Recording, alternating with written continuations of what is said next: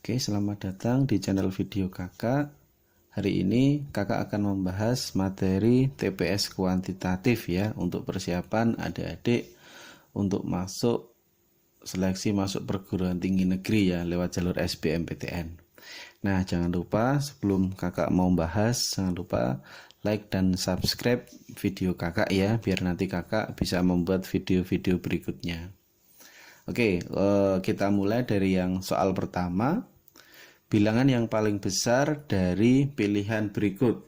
Nah, di sini ada 5 pilihan, tentukan yang paling besar. Nah, idenya bagaimana? Kita bandingkan saja dari kelima pilihan berikut. Nah, misalnya kita bandingkan dulu ya untuk pilihan A sama B.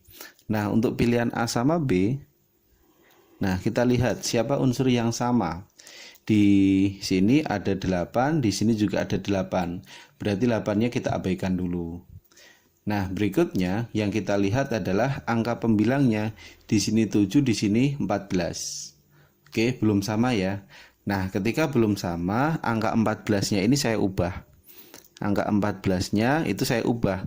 Supaya ada unsur 7, berarti saya buat menjadi 7 saya kalikan dengan 2. Karena 7 kali 2 sama dengan 14. Nah, kita dapatkan 7/8, 7/8 sama. Oke ya, tapi ingat kita masih punya angka berapa ini? 2, 2 kali 5. 2 kali 5 hasilnya berapa? 10 ya, ini dikali ya, 2 kali 5, 10. Terus kita masih punya di sini angka 15. 10 sama 15, besar mana? Nah, yang pasti besar 15. Berarti jelas pilihan B nggak mungkin. Nah, itu ya yang pembandingnya seperti itu dulu, pilihan B salah. Terus kita lihat sekarang untuk pilihan D sama E. Nah, untuk pilihan D sama E kita lihat yang sama siapa? Yang sama adalah angka 24-nya, berarti 24-nya kita abaikan. Terus dari angka yang pembilang kita punya angka 7 sama 14. Nah, yang supaya nanti bilangannya sama kita ubah 14-nya. 14 kita ubah menjadi 7 kalikan 2. 7 kali 2 14.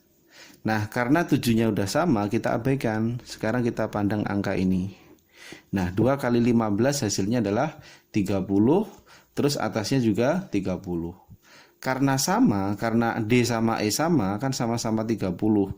Jelas gak mungkin, karena yang dicari adalah bilangan yang paling besar. Berarti D sama E salah. Oke ya. Jelas gak mungkin kalau D sama E jawabnya sama, jadi jelas salah. Terus kita bisa bandingkan lagi sekarang, tinggal pilihan A sama C. Oke, dari pilihan A sama C kita cek, dari pilihan A sama C siapa yang sama? Yang sama adalah angka 7-nya ya. Angka 7-nya udah sama, kita abaikan.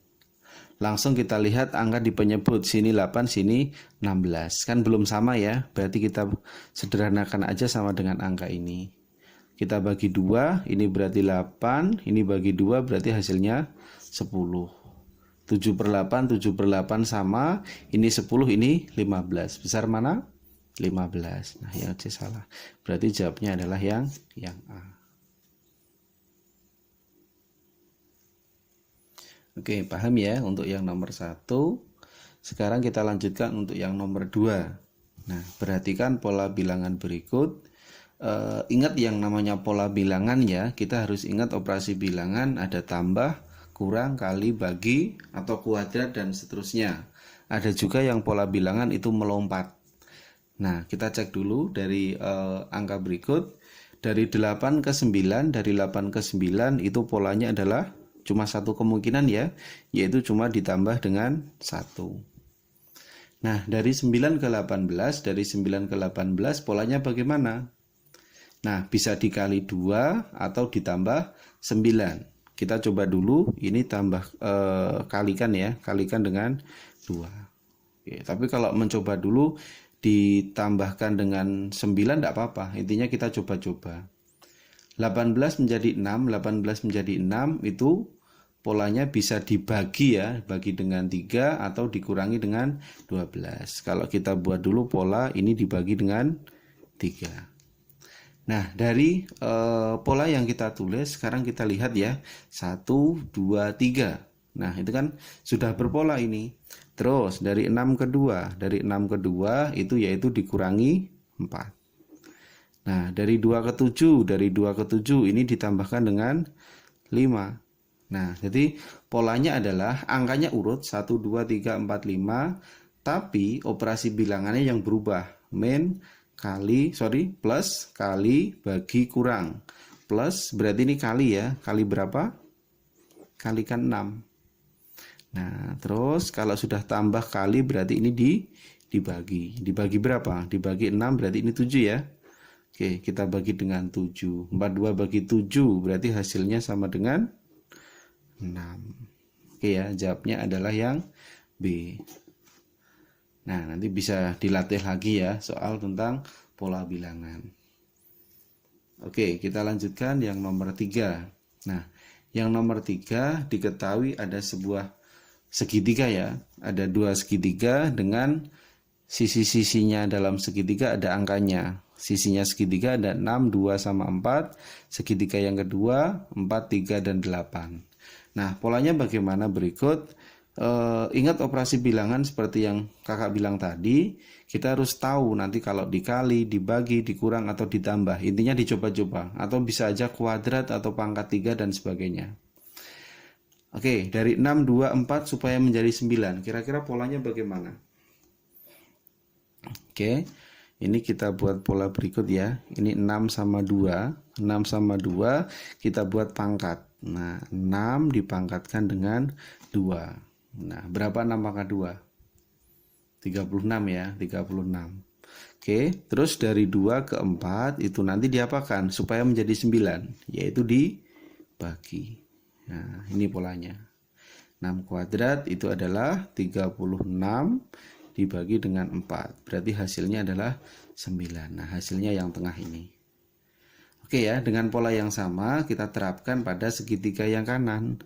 4 sama 3. Ini tadi diapakan? Pangkat.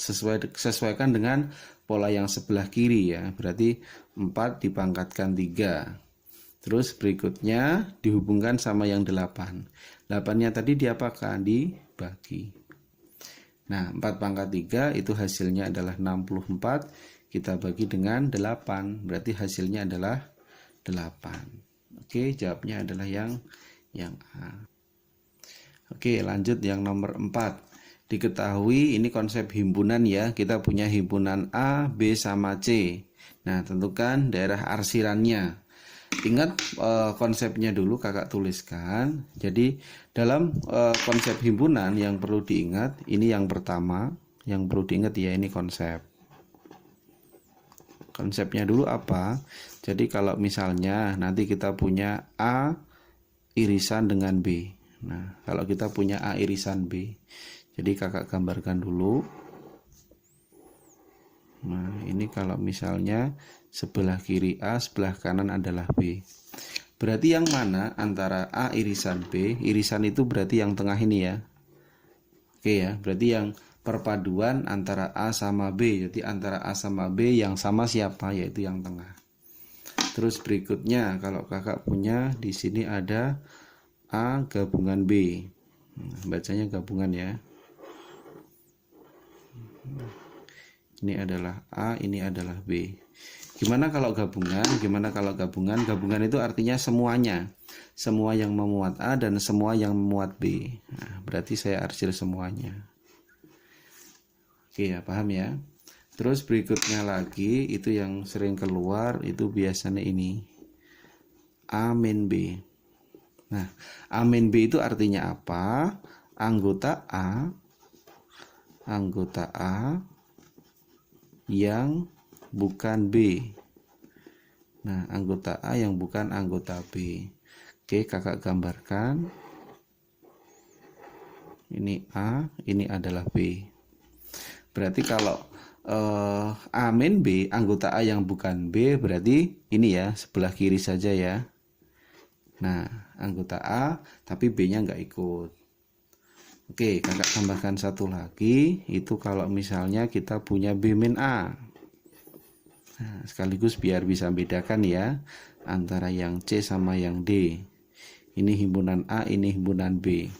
Berarti kalau B min A itu artinya apa? Anggota B yang bukan anggota A. Anggota B yang bukan anggota A yang mana? Nah, ini berarti yang kanan. Nah, B-nya saja, pokoknya kecuali A. Oke ya, paham konsepnya? Coba sekarang kita kerjakan. Nomor 4. Nah, dari arsiran berikut, dari yang diarsir kita lihat ya. Yang diarsir itu miliknya siapa? Bayangkan kalau ini penuh, bayangkan kalau ini penuh dulu ya. Yang putih ini kalau misalnya saya arsir biru, bayangkan kalau ini penuh. Kalau ini penuh semuanya, berarti artinya yang sama antara B sama C ya, berarti irisan ya. Irisan antara B sama C. Kita lihat pilihannya.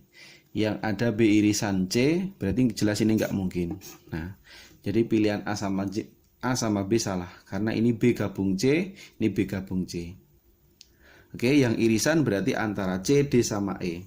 Terus apa hubungannya? Kalau B irisan C, berarti yang putih ini saya arsir dengan biru. Nah, berarti kan jelas nggak mungkin, karena ini adalah putih ya. Ini adalah putih. Berarti kalau ini adalah putih, jelas nggak mungkin digabung, berarti dikurangkan. Dikurangkan dengan siapa? Ini kan miliknya siapa? Miliknya bagian dari A juga ya. Yang putih kecil ini kan miliknya bagian dari A. Berarti dikurangi dengan himpunan A. Berarti yang ada pengurangnya dengan A. Oke ya, jadi yang kecil putih ini miliknya bagian dari A juga. Berarti kurangi dengan A. Berarti jawaban yang tepat adalah yang D. Nah, seperti itu. Oke ya, nanti bisa belajar yang kaitannya sama himpunan. Oke, lanjut nomor 5. Hasil pengurangan dari hasil pengurangan XY per 2 dari X pangkat 3 per 2Y dikurangi XY 3 per 2 dibagi akar X min akar Y. Nah, ingat di sini ada kata petunjuk dari ya. Nah, kalau dari itu artinya apa? Kalau dari itu artinya dibalik. Dibalik bagaimana? Yang belakang dikurangi yang depan. Nah, ada beberapa kasus kalau di tengah nanti oleh ya. Kalau oleh berarti tidak usah dibalik. Kalau oleh itu berarti cukup yang depan dikurangi yang belakang. Jadi yang dibalik yang kasusnya dari. Nah, berarti nulisnya bagaimana? Kakak tulis ya, dibalik ya, dari belakang dulu. X pangkat 3 per 2Y dikurangi XY pangkat 3 per 2 dibagi akar X dikurangi akar Y. Nah, dikurangi siapa tadi yang depan? XY dibagi dengan 2. Nah, langkah berikutnya bagaimana? Kita bisa buat dulu ya. X pangkat 3 per 2. X pangkat 3 per 2 itu kan artinya 3 bagi 2. Itu kan 1,5 ya. Berarti kakak tulis X pangkat 1, sisanya X pangkat setengah. Jadi dipecah dulu aja biar mudah.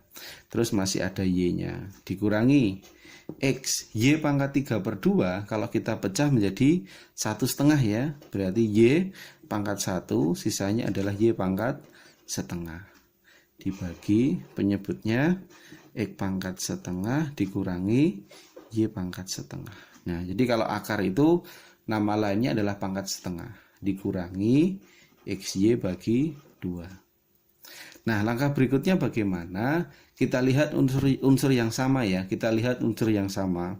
Sini ada X, sini ada Y, sini ada X, sini ada Y.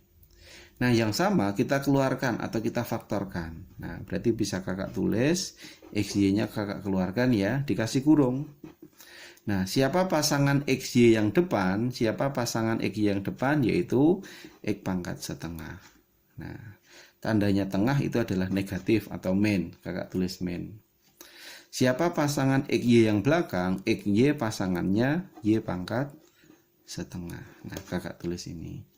Dibagi dengan penyebutnya X pangkat setengah dikurangi Y pangkat setengah. Kan sama ini dicoret. Nah, hilang. Dikurangkan tinggal XY dibagi 2. Oke ya, berarti bisa kita tulis ini adalah XY dikurangi XY bagi 2. Nah, prinsipnya apa? Kalau dalam pecahan harus menyamakan penyebut. Berarti saya kasih penyebut 2. Kalau penyebutnya 2, berarti yang atas juga harus dikasih 2. 2XY dikurangi XY. Berapa 2XY kurangi XY? Berarti hasilnya adalah XY dibagi 2. Nah, ini jawaban akhirnya. Oke ya, XY bagi 2. Jawabnya adalah C. Nah, ini selesai. Oke, lanjut pada soal nomor 6 ya. Jadi di sini ada operasi theta, artinya jumlah kuadrat kedua bilangan,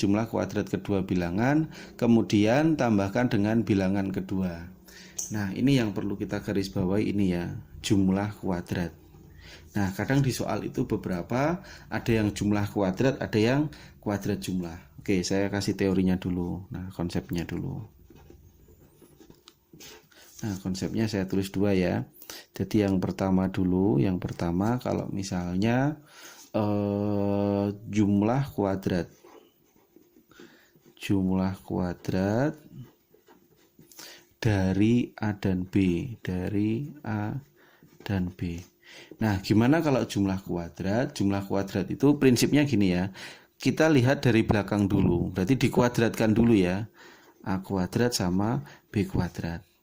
Nah, setelah dikuadratkan terus baru kita lihat depannya. Depannya apa? Jumlah, berarti tengahnya di jumlah. Kalau selisih kuadrat ya dikuadratkan dulu, baru tengahnya dikasih tanda negatif. Nah, itu pengertiannya. Oke, coba kalau misalnya kuadrat jumlah dari A dan B. Nah, kuadrat jumlah dari A dan B. Berarti yang kita lihat belakang dulu ya, dijumlah dulu. Nah, baru di depannya apa? Kuadrat, baru dikuadratkan. Nah, seperti ini. Ya, nanti dipahami lebih lanjut ya tentang konsep berikut. Oke, kakak kerjakan lagi untuk yang soal nomor 6. Nah, di sini ada 2 tanda theta ya. Ada 2 tanda theta. Prinsipnya apa? Kalau dalam matematika, kerjakan dulu yang di dalam kurung, itu utamakan. Keutamaan itu yang di dalam kurung. Oke ya. Berarti bisa kakak tulis dulu yang pertama. Nah, ini ya. Yang pertama adalah min 1 theta 3. Min 1 itu sebagai bilangan pertama, ini sebagai bilangan kedua. Nah, kita baca yuk definisinya tadi apa?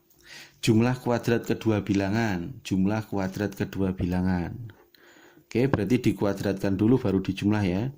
Min 1 kuadrat ini ditambah 3 kuadrat. Oke, kakak langsung tulis gini aja. Tapi masih ada tambahan ya. Kemudian tambahkan dengan bilangan kedua. Berarti tambahkan bilangan kedua siapa? Yaitu 3.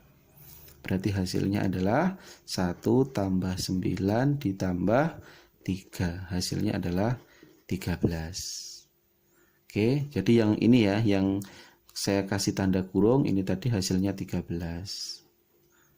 Nah, dari hasil 13 berikut, kita masih kaitkan sama yang bilangan depan ya. Siapa bilangan depan? Nah, min 2 theta, ini berapa? Ini 13 ya, 13. Nah, ini berarti namanya bilangan 1, ini namanya bilangan 2. Nah, artinya apa tadi theta? Jumlah kuadrat, berarti min 2 kuadrat ditambah 13 kuadrat. Nah, kemudian tambahkan bilangan kedua, berarti ditambahkan 13. Hasilnya ya, ini 4, ini 169, ini adalah 13. Oke. 4 ditambah 169, 173. 173 berarti 186. Oke, 186. Oke, jawabnya adalah D ya, 186. Oke, paham ya? Oke, bisa kita lanjutkan nomor berikutnya, nomor 7. Nah, diketahui ada lingkaran, terus ada sudut pusat sama sudut keliling ya. Jadi kita ingatkan kembali. Nah, tapi pada intinya di soal nomor 7 kita harus tahu dulu konsep lingkaran kita kaitkan sama konsep segitiga. Gini, nomor 7, OAB-nya adalah 25. Berarti bisa kita tulis di sininya adalah 25.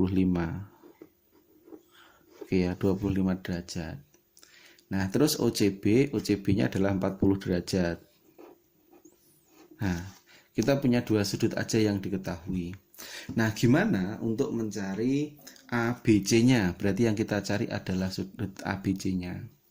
Oke, kita bisa buat garis bantu ya. Kita bisa buat garis bantu untuk memudahkan kita dalam menghitung. Nah, kita buat garis bantunya adalah OB.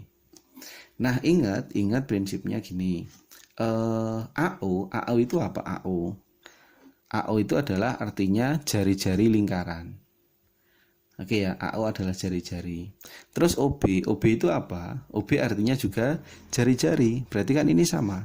Nah, panjangnya OA sama dengan panjangnya OB. Nah, karena AOB itu mempunyai dua sisi yang sama, berarti dikatakan segitiga sama kaki. Ya, karena ada dua sisi yang sama, berarti segitiga sama kaki. Nah, prinsip segitiga sama kaki, selain sisinya sama, yang sama adalah sudutnya. Berarti sudut mana yang sama? Jadi pas di kaki-kakinya tadi. Ini 25, berarti ini juga 25. Oke ya. Terus berikutnya B yang ini ya, B yang bawah ini belum kita cari. OC kan sama ya, OC adalah jari-jari. OC-nya jari-jari, OB-nya juga jari-jari. Nah, karena di sini 40, berarti ini juga 40. Nah, sifat segitiga sama kaki. Nah, sekarang kita dapat ya. Yang dicari adalah ABC.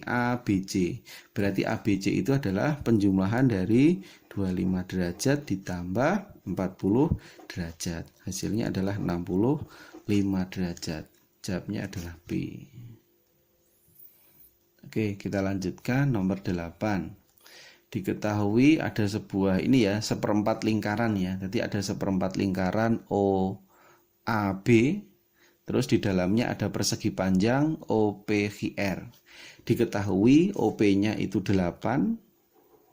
Terus OR-nya adalah 6. Nah, ini panjangnya OR sama dengan PQ ya, ini juga 6. RQ sama dengan OP. Nah, dari bentuk berikut kita bisa cari dulu OQ. Nah, OQ-nya berapa? Nah, OQ itu bisa kita cari karena ini bentuknya persegi panjang ya, pakai teorema Pythagoras, akar dari 8 kuadrat ditambah 6 kuadrat. Nah, kalau hafal triple Pythagoras lebih baik, nanti cepat ngitungnya. 64 ditambah 36. Berarti 100 ya, 100 kalau di akar hasilnya 10. Nah, 10 itu adalah diagonal dari persegi panjang. Nah, selain diagonal persegi panjang, OQ itu merupakan apanya lingkaran. Nah, OQ itu adalah merupakan jari-jarinya dari lingkaran atau seperempat lingkaran berikut. Nah, ini kan pusatnya di titik O. Nah, bisa bayangkan ya, ini adalah seperempat lingkaran, terus O ke Q adalah jari-jari. Nah, yang dicari luas juring lingkaran atau luas seperempat lingkaran tadi. Ya, luas juringnya itu sama dengan luas ini seperempat lingkaran.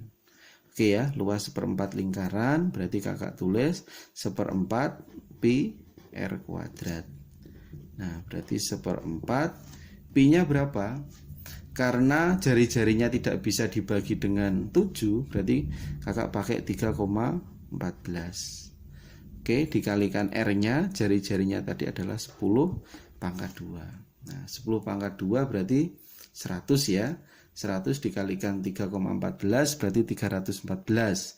314 dibagi 4. Nah, 314 bagi 4.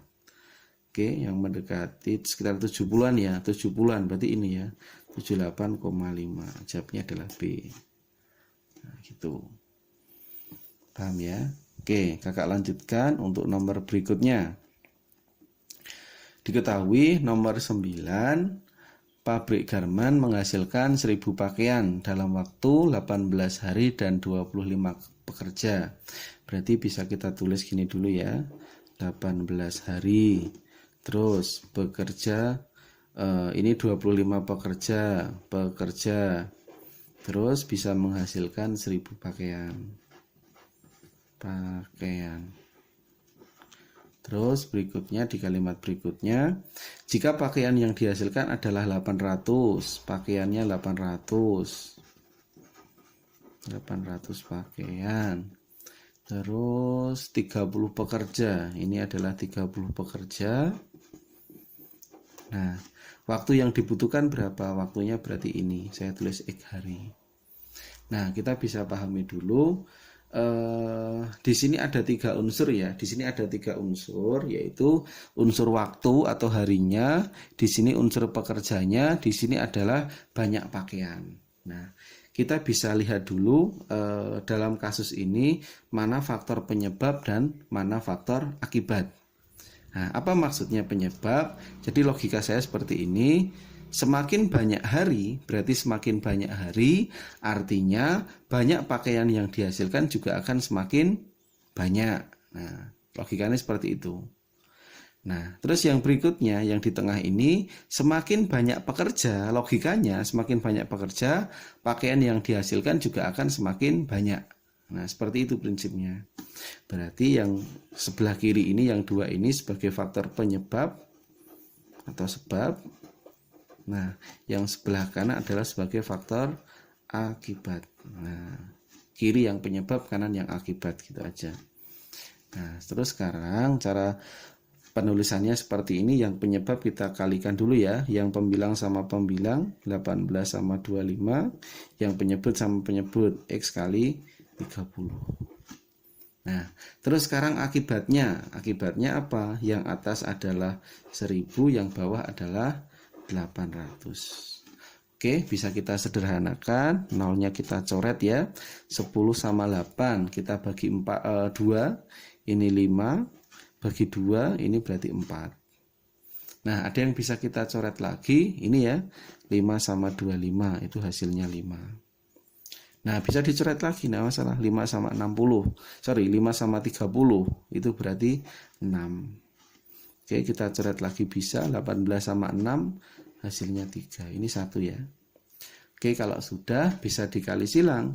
X kali 1 adalah X, 3 kali 4 adalah 12. Oke, jawabnya 12. 12 adalah E. Lanjut soal nomor 10. Peluang sukses Bambang Pamungkas mencetak gol dari tendangan penalti adalah 3/5. Kita tulis dulu ya. Jadi peluang di sini ada yang peluang sukses, ada yang peluang gagal. Nah, peluang suksesnya berapa? Peluang suksesnya adalah 3/5. Nah, kalau suksesnya 3/5, berarti gagalnya berapa? Cara mencari gagal adalah 1 dikurangi 3/5, berarti 2/5. Nah, setelah kita tulis peluang sukses sama gagal, lihat di sini soalnya. Jika dia Bambang Pamungkas melakukan tendangan 3 kali. Nah, ingat dalam tendangan tadi kan ada 2 kemungkinan ya, bisa sukses, bisa gagal. Nah, yang diinginkan mencetak peluang sukses minimal 2 gol. Nah, peluang sukses minimal 2 gol. Berarti kemungkinannya bisa kita tulis ya. Sukses minimal 2 gol. Ada 3 kali tendangan tadi ya. Berarti bisa aja nanti kemungkinan kita gol tendangan pertama, gol tendangan, atau gini aja biar mudah. Ini kalimat tadi sukses ya. Berarti tendangan pertama sukses, tendangan kedua juga sukses, tendangan ketiga G gagal. Jadi saya selesaikan aja. Ini sukses, ini gagal. Terus selain ini kemungkinan berikutnya bisa aja sukses, nah, tendangan kedua nanti gagal, tendangan ketiga sukses, kan 2 kali ini bisa. Terus kemungkinan ketiga bisa aja tendangan pertamanya yang gagal, kedua sukses, ketiga sukses. Nah, selain ini masih ada satu lagi. Karena tadi bahasanya minimal 2 gol ya. Minimal 2 gol bisa aja berarti ini sukses, ini sukses. Berarti sukses di ketiga tendangannya. Oke ya, bisa kita tulis peluang suksesnya berarti 3/5 dikali 3/5 dikalikan gagal itu 2/5. Oke, hasilnya adalah 9 kali 2 18/125. Nah, otomatis nanti yang ini sama ya, 2 sama ketiga sukses gagal sukses, kan cuma dibolak-balik G-nya. Ini hasilnya juga 18/125. Yang ketiga juga 18/125. Nah, untuk yang keempat sukses berarti artinya ini 3/5, ini juga 3/5, ini juga 3/5. Hasilnya adalah 27 ya, dibagi 125. Nah, sekarang tinggal kita total ya. Totalnya berapa ini? 18, 18, 18. 18 kali 3, 54 ya. 54 tambah 27. Nah, berarti hasilnya adalah 81 ya, per 125. 81 per 125, jawabnya E. Oke, lanjut nomor 11. Bilangan prima P dan Q berurutan. Nah, bilangan prima P dan Q berurutan. Berarti bisa kita tulis dulu ya.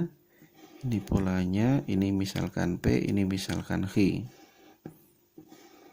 Nah, oke, kita tulis P dan Q berurutan lebih kecil daripada 12. Oke ya. Prima itu kan berarti kalau lebih kecil dari 12 siapa saja ya? 2, 3, 5, 7 sama 11 ya. Oke, berarti kalau kita tulis dulu P-nya misalnya 2, berarti Q-nya urutannya, berarti setelah 2 yaitu di sini adalah 3. Terus berikutnya untuk yang pola berurutan sini 3, sini adalah 5. Terus pola berikutnya sini 5, sini 7. Terus berikutnya lagi bisa aja sini 7, sini 11. Nah, sudah ya, kemungkinannya cuma ada itu. Terus dari bentuk yang kita tulis ini, cari selisih P dan Q tidak habis dibagi 2. Nah, tidak habis dibagi 2 itu artinya apa? Nah, ini seperti ini cari selisih ya, selisih.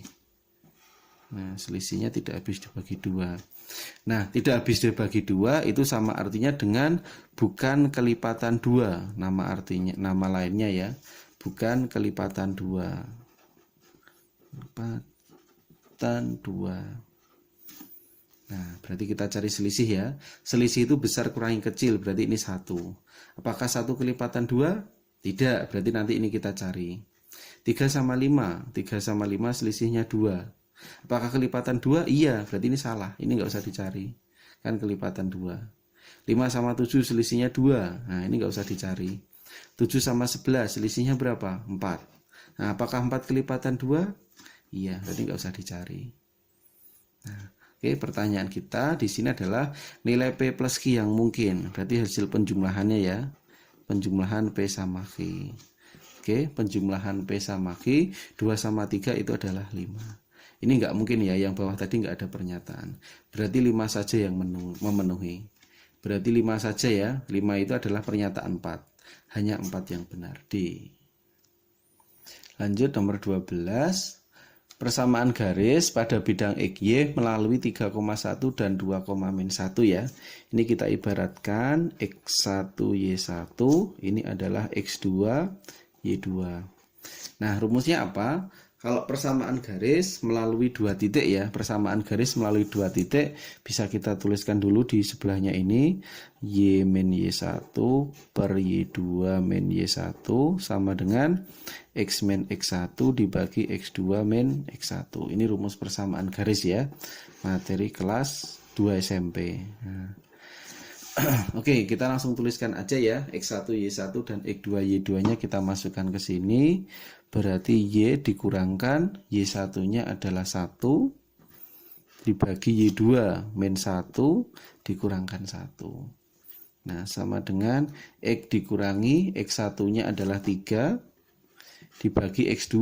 X2 nya adalah 2 kurangi 3. Nah, tinggal kita sederhanakan saja bentuk ini. Y min 1 bagi min 2 hasilnya adalah X min 3 dibagi min 1.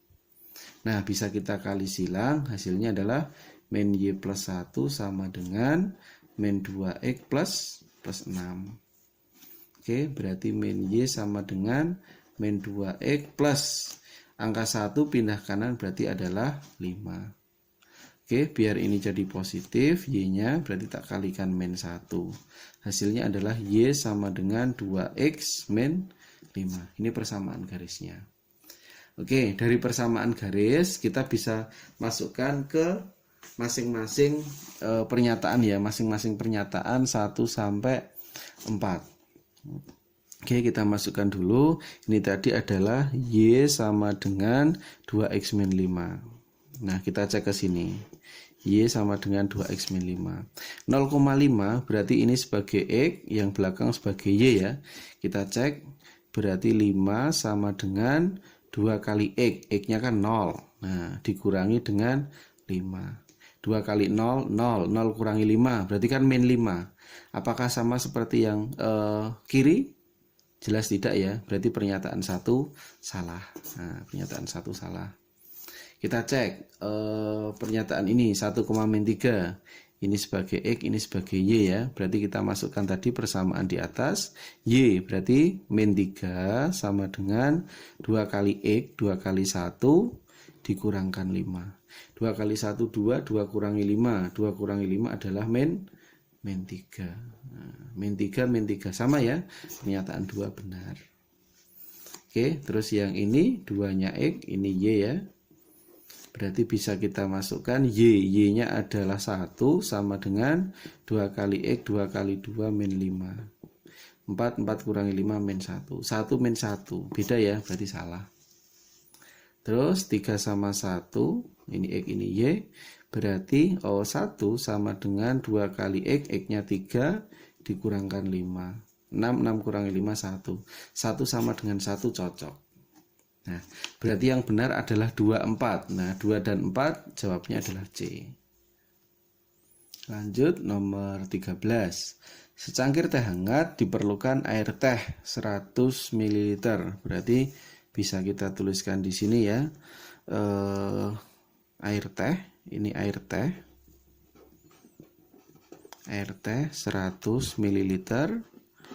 Nah, ini dipadukan dengan air panas ya. Jadi air panasnya itu adalah 150 ml.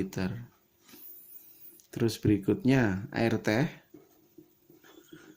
300 ml. Nah, air panasnya berapa? Di sini adalah A. Air panasnya adalah A. Nah, ketika dalam kasus seperti ini semakin banyak air teh, berarti otomatis air panasnya juga semakin banyak ya. Karena yang kita inginkan adalah teh hangat. Oke. Jadi semakin tehnya itu air tehnya banyak, berarti air panasnya juga banyak. Semakin air tehnya sedikit, berarti air panasnya juga sedikit. Namanya perbandingan senilai. Berarti bisa kita tulis 100 per 300, hasilnya adalah 150 dibagi dengan A. Tinggal kita sederhanakan ya, kali silang A sama dengan 450. Ini satuannya adalah mililiter. Nah, kita masukkan di sini P sama dengan 2A, 2 kali A, 2 kalikan A-nya tadi 450. Berarti hasilnya adalah 900. Nah, 900 ml. Terus Q-nya adalah 1 liter. 1 liter itu artinya 1000 ya, mililiter. Berarti kesimpulannya adalah apa? P kurang dari Q. P kurang dari Q. Sesuaikan dengan pilihan ya. Pilihan itu adanya Q lebih dari P. Berarti jawabnya adalah yang B. Lanjut nomor 14. 8 buah data rata-ratanya adalah 65. Oke, saya tuliskan di sini. Data ke-1 ditambah data kedua. Oke, saya tuliskan semua ya. X3, X4. Tidak masalah, kita tulis semua. X5, X6, X7, X8. Nah, karena rata-rata berarti dibagi banyak data ya, dibagi 8. Nah, ini sama dengan adalah 65. Oke, berarti bisa kita tulis X1, X2, X3, X4, X5, X6, X7, X8. Ini saya tulis aja biar membayangkannya mudah ya. 8 kali 65, 8 kali 65 kalau dikali silang berarti 520. Nah, ini 520. Oke, terus berikutnya di kalimat berikutnya kita lihat selisih data terbesar dan terkecil adalah 32. Nah, siapa data terbesar dan terkecil? Berarti X1 itu adalah kecil ya, ini yang kecil. Ini yang kecil. Nah, terus siapa yang besar? Yang besar adalah yang X8. Jadi kalau data itu penulisannya dari yang kecil ke yang paling besar. Nah, terus yang tengah itu bagaimana? Yang tengah kita belum tahu nilainya. Nah, mungkin petunjuknya yang bawah. Jika data terbesar adalah Y. Nah, data terbesar berarti X8 tadi, X8 itu nama lainnya adalah Y. Nah, logikanya bagaimana supaya bilangan yang ini atau X8-nya itu paling besar. Nah, supaya ininya paling besar, supaya X8-nya paling besar, otomatis X1-nya kecil. Nah, X2-nya harus kecil juga. Kan supaya ini yang paling besar.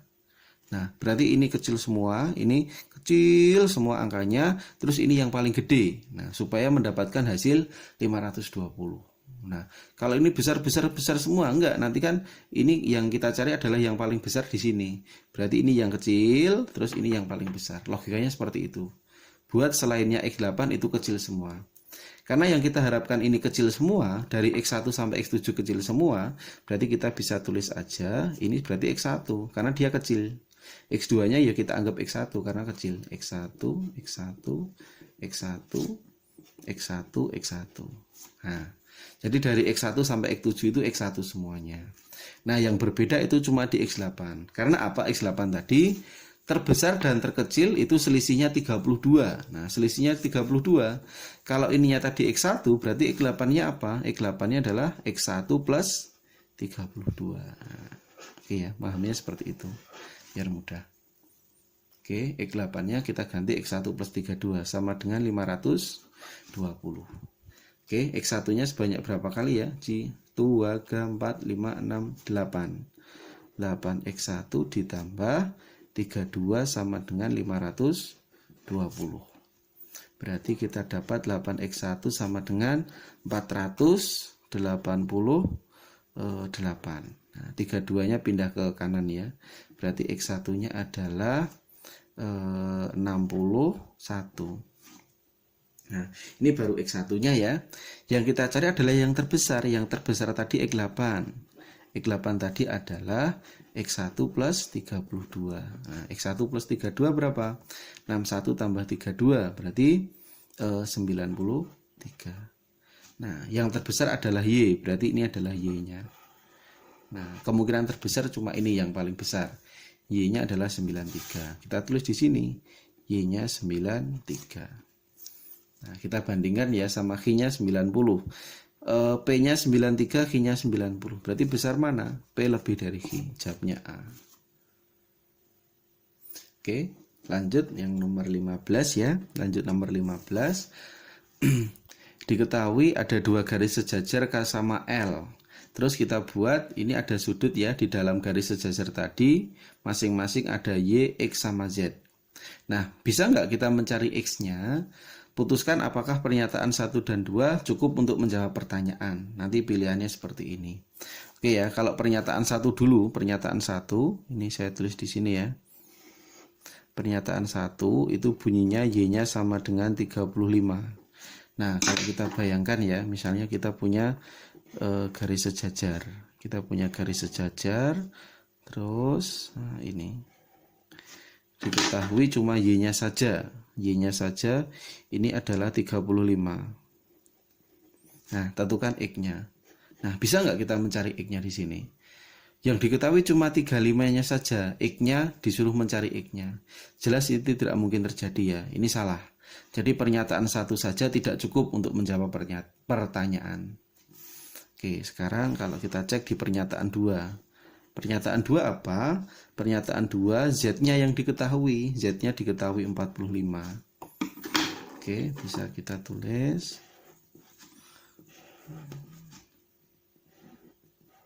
Nah, ini adalah Z-nya. Ini adalah yang Z-nya ya.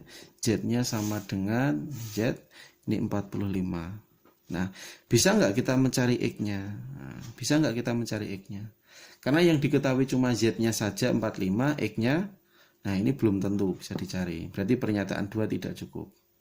Tapi bayangkan kalau misalnya kita memadukan ya, kita memadukan antara pernyataan 1 dan pernyataan 2 ya.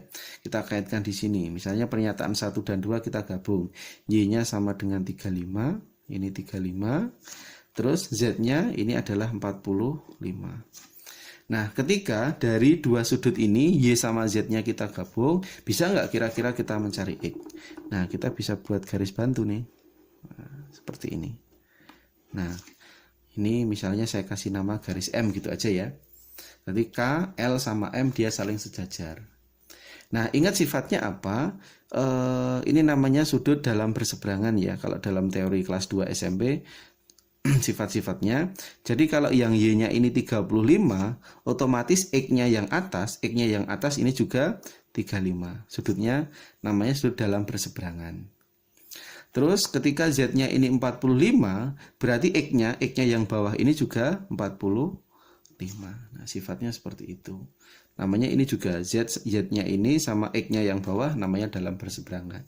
Nah, bisa nggak kita mencari X-nya? X-nya kan penjumlahan ini, berarti X-nya adalah 35 sama 45. Berarti hasilnya adalah 80. Berarti X-nya intinya bisa dicari. Berarti jawabnya mana kira-kira? Pernyataan 1 cukup, pernyataan 2 tidak cukup. Salah. 2 cukup, 1 tidak cukup. Salah. 2 pernyataan sama-sama cukup menjawab pertanyaan, tapi 1 pertanyaan saja tidak cukup. Ya. Kedua pernyataan ini tadi bisa bernilai benar jika sama-sama cukup ya, tapi 1 pernyataan tidak cukup. Berarti harus digabung. Makanya jawabnya adalah yang C. Oke, bisa dipahami dulu ya dari soal 1 sampai nomor 15. Semoga soal TPS kuantitatif ini nanti bisa bermanfaat untuk adik-adik semuanya. Oke, sekian dari kakak. Assalamualaikum warahmatullahi wabarakatuh.